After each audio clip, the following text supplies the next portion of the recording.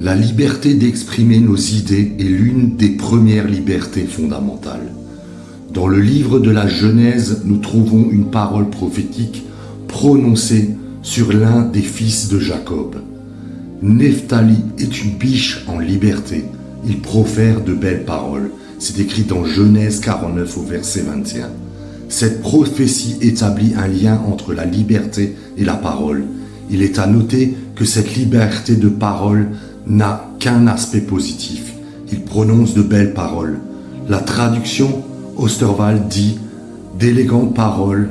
La liberté de parole préconisée par cette prophétie exclut la médisance, les jugements de valeur, la critique acerbe, la diffamation, l'intelligence, l'irrespect.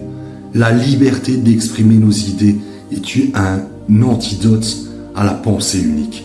C'est parce que l'apôtre Paul préconisait cette liberté qu'il a écrit ce texte.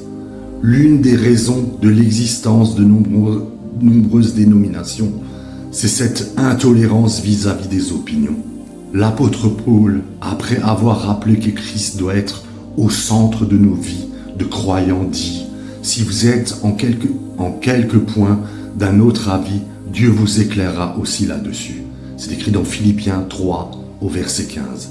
Il ne juge pas et ne rejette pas ceux qui pensent autrement. Il remet Christ à la première place. Mais mettre Christ à la première place, n'est-ce pas la quintessence de l'Évangile? Préservez votre liberté de parole dans le respect des uns et des autres, en vous rappelant que Christ doit toujours être au centre. Gardez-vous de critiquer, rejeter, bannir ceux qui expriment des opinions différentes des vôtres. Respectez leur liberté dans l'amour de Christ. Désirez-vous que vos paroles fassent du bien autour de vous? Écoutez attentivement Dieu vous parler à ce sujet. Priez, c'est simple. Parlez à Dieu comme vous le feriez avec votre ami le plus proche. Dieu vous aime et il peut tout entendre. Voici un exemple de prière. Seigneur, je ne sais pas toujours bien exprimer mes convictions.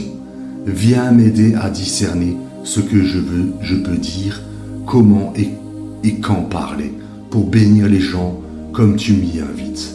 Amen.